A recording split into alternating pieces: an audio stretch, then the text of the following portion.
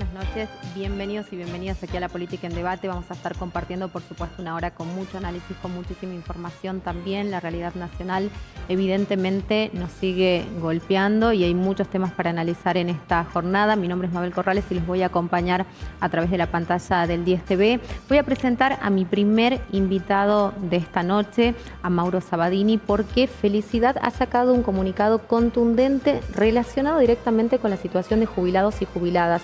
También señalando que el presidente Milei miente, que hay plata y que esa plata se destina para otras cosas que no tiene que ver específicamente con que la vida de los argentinos sea mejor, más placentera, más llevadera, que podamos, como en otros tiempos, quizás hacer frente a muchísimas necesidades que tenemos en lo cotidiano, ¿no? ¿Cómo estás, Mauro? ¿Qué tal? Bienvenido. Gracias, Mabel, un gustazo estar aquí.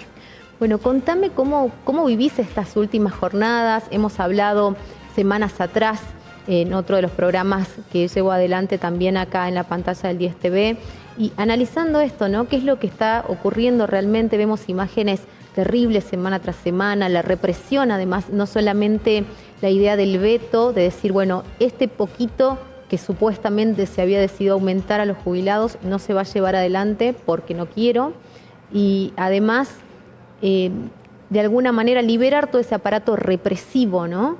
Y ejercer no solamente la violencia simbólica, sino también la violencia física hacia jubilados y jubiladas. Efectivamente, el gobierno del presidente Milei ha demostrado en estos casi ya 9 meses de gestión ser un gobierno autoritario, ser un gobierno que no comparte los valores democráticos, ser un gobierno que, en contra de lo que también sus votantes le dieron como mandato, desconoce algunos de los valores que nos cohesionan como argentinos, como parte de una misma nación, de una misma patria.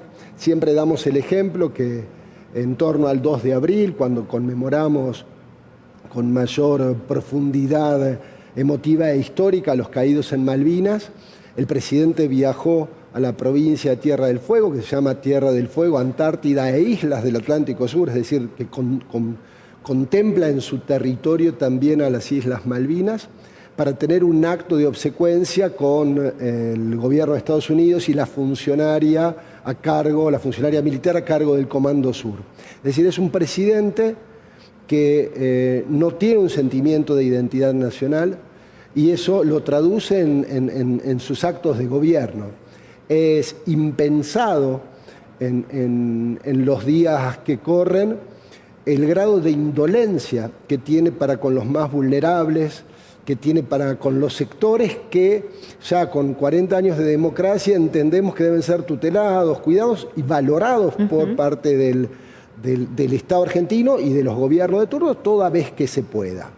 Y digo toda vez que se pueda porque puntualmente con relación a este comunicado que hemos sacado desde el Partido Felicidad, existe la posibilidad económica para otorgarle ese aumento que la reforma jubilatoria aprobada por amplias mayorías, 61 senadores de 72 y más de 160 diputados de 257 aprobaron ese proyecto de reforma jubilatoria, y el presidente lo vetó. Primero lo vetó en términos comunicacionales, sin saber lo que se iba a terminar aprobando, dijo que lo iba a vetar. Sí. Es decir, no tiene lo anticipaba. Exactamente. No tiene interés siquiera en saber qué es lo que el Congreso de la Nación pensó para tratar de recuperar de alguna manera parte del poder adquisitivo perdido por los jubilados y por las jubiladas, que desde el año 2017 es casi sistemática la pérdida. Se ha compensado con bonos, pero desde que el presidente Milei asumió, incluyendo los bonos, la pérdida del poder adquisitivo de los jubilados tuvo un pico en el mes de junio, alcanzando para los que cobran la mínima una pérdida del 17.5% del poder adquisitivo, y eso es de extrema gravedad. El proyecto de reforma jubilatoria, supongamos que alguno de los falaces argumentos económicos y jurídicos que el presidente Milei esgrime en el veto fuese atendible, podría haber vetado parcialmente y haber dado una explicación, si así lo quisiera, si así tuviera un mínimo de consideración por los jubilados y las jubiladas. En ese comunicado somos enfáticos respecto del rechazo hacia los modos en el cual el presidente Milei está gobernando, pero sobre todas las cosas el grado de indolencia que tiene para con las grandes mayorías populares. Vos recién decías, carece casi de identidad nacional, ¿no? Pero acá ya el concepto es más amplio, es humanidad, por ahí lo que uno le pide a esta gestión, ¿no? Esto de decir, retiro medicamentos para aquellas personas vulnerables que efectivamente lo necesitan, tejer esto de que los medicamentos de jubilados y jubiladas son utilizados por sus familiares y que los familiares demandan además recetas que aquellas personas que tienen que tener el beneficio y la cobertura no requieren. La verdad que es inusitado. Yo creo que nunca lo escuché a ese planteo. Ve a todos de su propia condición. El presidente Milei es un mentiroso pertinaz, lo hemos dicho desde el mes de noviembre del año pasado. Se caracteriza por mentir de manera sistemática, pero lo hace con tanta vertiginosidad, si se quiere, que la mentira que hoy dice ya pierde valor mañana porque se monta sobre una nueva mentira. Pero hay que recuperar la esencia de sus mentiras. El presidente Milei es parte de la casta.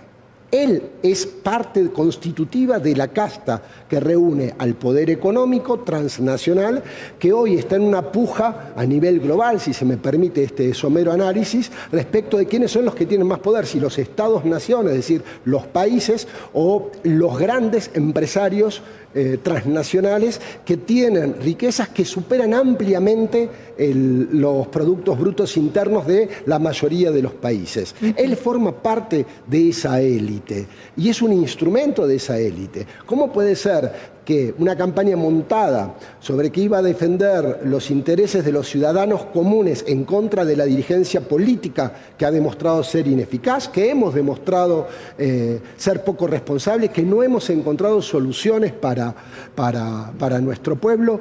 Él se presentaba como una adalid en defensa de los intereses del ciudadano común y el costo de las medidas que iban a normalizar la economía argentina iba a recaer sobre esa casta política, económica. No es cierto, es todo al revés.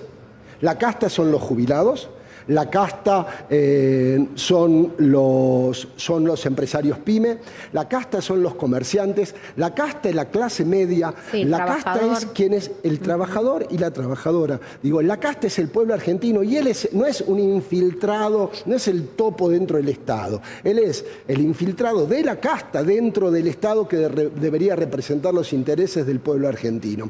Y esto es de una gravedad inusitada porque vuelve a naturalizar la mentira y la hipocresía como parte de la vida política, que es algo que nosotros, al menos del Partido Felicidad, venimos luchando desde que nos fundamos. Nosotros pretendemos tener un mensaje ético, pretendemos poner en valor la actividad política, porque no solo es la actividad humana orientada al bien común, sino que es la única herramienta con la que cuentan las sociedades para mejorar su calidad y sus condiciones de vida. Entonces, cierro con esto. El presidente Milei no tiene ningún reparo en seguir mintiendo, porque cuanto más desprecio por la dirigencia política, que ya lo va a incluir a él también, tenga la ciudadanía, quienes son los verdaderos sostenedores de su gobierno van a poder seguir ganando esta batalla contra las sociedades organizadas, contra los pueblos organizados, contra las comunidades democráticas.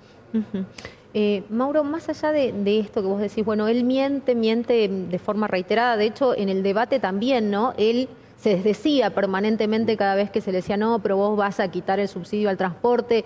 No, eso cuando ya todos tengamos el poder adquisitivo suficiente para que podamos pagar, bueno, no ocurrió, digamos, los datos de pobreza que manejan distintos analistas, incluso la Universidad Católica, dan muestra de que efectivamente estamos retrocediendo 2 décadas por lo menos, ¿no? Tocando los umbrales de lo que fue el 2004, después de aquella crisis profunda, tremenda, que terminó con el gobierno de la Rúa y que siguió con una búsqueda quizás de consensos para rearmar la Argentina, ¿no?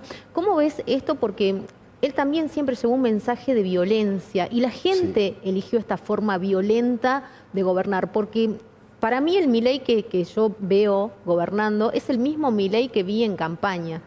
O sea, no creo que haya existido, más allá de que vos decís, se monta en una mentira y en otra, era como fácil observar esto. ¿Por qué crees que la gente termina también adoptando y que hasta hoy hay un núcleo duro bastante grande para la situación que estamos viviendo, que lo sigue acompañando y que de alguna manera, por más que ese relato se va cayendo, le sigue creyendo, ¿no? Porque lamentablemente la dirigencia política, aquellos que tienen el honor y la responsabilidad de gobernar y aquellos que estamos en lugares de discusión política para en algún momento tener esa oportunidad, hemos caído en el descrédito. La ciudadanía, la gente, los vecinos y las vecinas han perdido la confianza en los políticos y las políticas que los representamos y las representamos.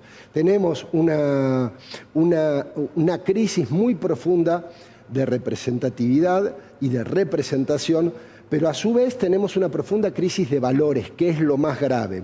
Porque la violencia que promueve el presidente Milei naturalmente es la máxima autoridad del Estado argentino. Sí. Es la persona más importante de la sociedad argentina. Si ejerce en los niveles de violencia de manera cotidiana en el ámbito público y en el ámbito privado también. Lo ha demostrado incluso acá en la provincia de Salta con Teresita Frías hace muchos años. Digo, es una persona violenta que promueve la violencia.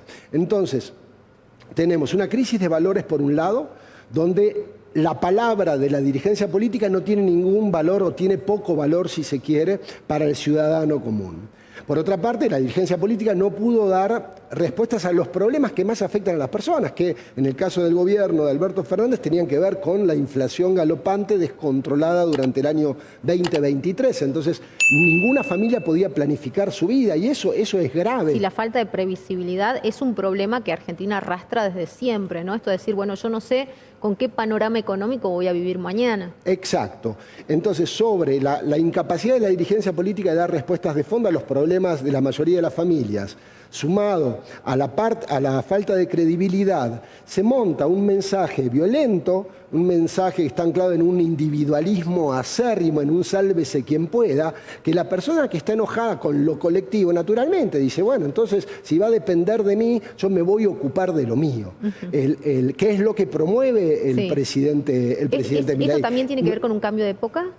Sí, general, a nivel mundial. A nivel global, sin duda alguna. Por esto que charlábamos antes, que quizás suena un poco lejos para quienes nos están escuchando, pero a nivel global lo que se disputan no es más el poder entre los estados, digamos.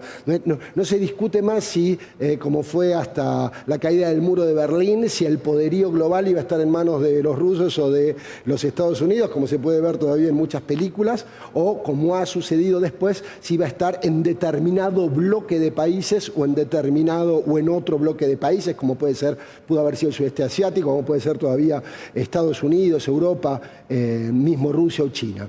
Digo, el multilateralismo que se edifica después de la Segunda Guerra Mundial entra en crisis porque aparecen poderes económicos transnacionales que tienen, como decíamos antes, más poder económico que los propios países y en muchos casos también más poder militar que muchos países. Entonces, la discusión es esa, la cohesión social, los principios que ponen al ser humano en el centro, como vos bien decías antes, diciendo que es un presidente que no es un humanista. Sí, nosotros nos consideramos humanistas, digamos, desde nuestro espacio político ponemos en el centro al ser humano y tratamos de entender que los problemas que los seres humanos tienen son los que deben ser resueltos desde la política.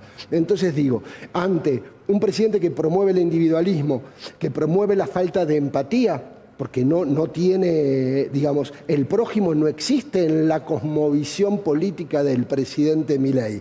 También desprecia el concepto de familia, es decir, es una persona que está poniendo en vigencia, en el marco de una crisis global, valores que van en contra de los valores que fundaron a la Argentina, que es el valor de la familia, que es el valor de la solidaridad, que es el valor de una república que tenía consensos innegociables como los obtenidos después de la última dictadura cívico-militar, un país que defiende la educación pública y la salud pública por sobre todas las cosas, porque entendemos que a partir de una sociedad sana e instruida podrá haber movilidad social ascendente. ¿Qué significa esto? Lo que cualquier padre y madre sueña para sus hijos, que nuestros hijos y nuestras hijas tengan una vida mejor de la que tuvimos nosotros. Claro. Esa es la movilidad social ascendente. Y él está atentando contra esos pilares fundacionales de nuestra patria y de nuestro país. Y no es la primera vez que pasa.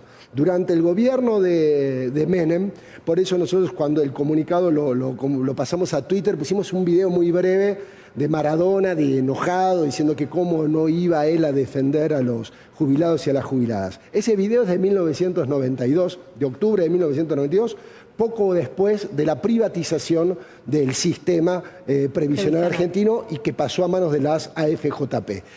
Entonces, nuestro sistema previsional, así lo dice la ley que lo instituye, está fundado en el principio de la solidaridad. Ese es un valor esto lo deja sumamente claro el comunicado también para aquellos que no han tenido acceso a leerlo, ¿no?